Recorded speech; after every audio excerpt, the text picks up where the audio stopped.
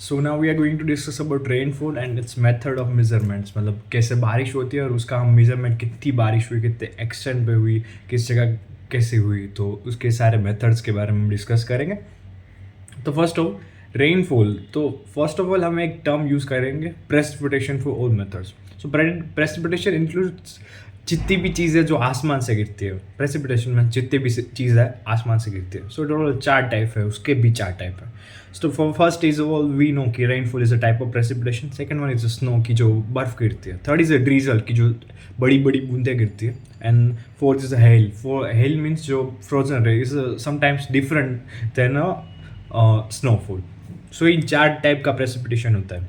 तो जो रेन की एक्सटेंड है, उसकी लाइक ड्यूरेशन है, वो अराउंड होती है 0.5 mm से लेके 6 mm तक। सो मिनिमम 0.5 mm जितनी बारिश पड़ सकती है और उससे लेके 6 mm तक। सो 6 mm इज हाइस्ट। सो इनके बीच में वो अल्टर रहता रहता है। स्नो इज अराउंड 0.1 ग्राम पर सेंटीमीटर क्यूब। सो स्नो का इन जनरली ऐसे होता है। So drizzle it's about less than 0.5 mm। And drizzles की हमें सबसे ज़्यादा एक चीज़ मेजर करनी होती है, वो है इंटेंसिटी की। डीजल जो होती है हमारी, उसकी इंटेंसिटी कितनी है, कितने इंटेंस तरीके से डीजल्स गिरती है। एंड फोर्थ एज वो हेल, तो hell is around more than 8 mm जो होती है।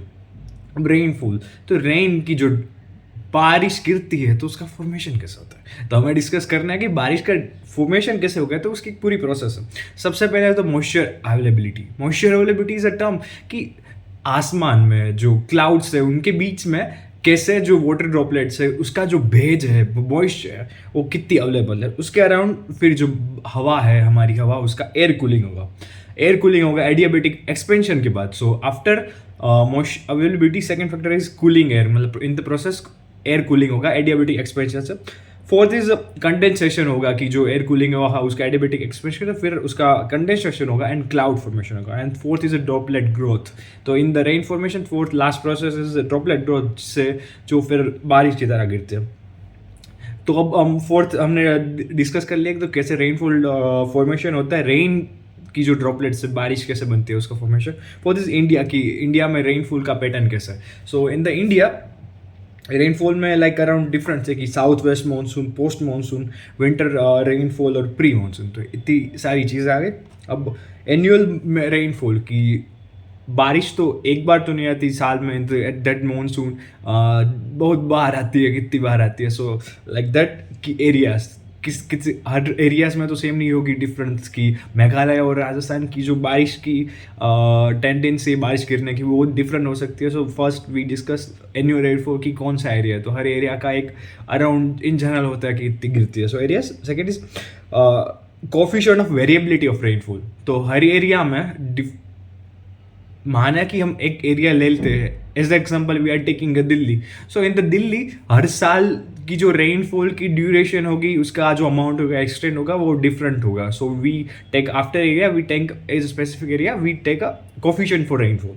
थर्ड इज जो रेनफॉल एरियाज है उसका कंपैरिजन, कि कुछ एरियाज में बहुत ज़्यादा हाईली रेनफॉल होता होगा, इन द सम एरियाज बहुत कम रेनफॉल होता होगा। सो वी टेक उसका डिस्कशन, उसका एक कंपैरिजन। तो पैरामीटर्स क्या है कि रेन और target is about measurement of rainfall. तो हम कैसे करेंगे, तो उसके पैरामीटर्स है अमाउंट, कितने अमाउंट पे rainfall Giri. Second is duration, कितनी देर तक रहती है, कितने अमाउंट में रहती है। And third is intensity, like we take a bowl, if we are taking a bowl earth, we it's a book. So in the this book it's we can take a unit area. So in the unit area कितने ज़्यादा intense way में होती है। So third is intensity. Fourth is rainfall frequency, क्या उसका जो return period है कि कितने बार होती है। It's not amount, it's not a duration, it's not intensity, but कितने फ्रीक्वेंटली होते हैं। So rainfall frequency is a fourth parameter to measurement of rainfall. अब हम जो इंस्ट्रूमेंट यूज करते हैं वो है rain books. Rain books 2 type के होते हैं, रिकॉर्डिंग और नॉन रिकॉर्डिंग। उसकी कैलकुलेशन 3 मेथड से कर सकते हैं। So we need to just remember names, arithmetic mean, thesis means and isohyetal method. So जो एरिथमेटिक मेथड्स होते हैं, तो जो फ्लैट रीजन में arithmetic method is the best. तो उसमें जो रेन गोक्स होते हैं वो यूनिफॉर्मली डिस्ट्रीब्यूट होते रहते हैं। So we can measure by that. जो थीसिस वर्ट है उसमें हम वेट और डिफरेंस ऑन एरिया बेस, मतलब डिफरेंट डिफरेंट एरिया में रेनफॉल का डिस्ट्रीब्यूशन डिफरेंट होगा। थर्ड इज आइसोइटल मेथड, उसमें हम क्या करते हैं कि जो रेनफॉल की वैल्यू है डिफरेंट जगहों पे उसको इंटरप्रेट करते हैं, उसका इंटरपोलेटिंग करते हैं, कंपेरिजन करते हैं, सो वी गेट किस तरह हमारा रेनफॉल का मेजरमेंट होता है।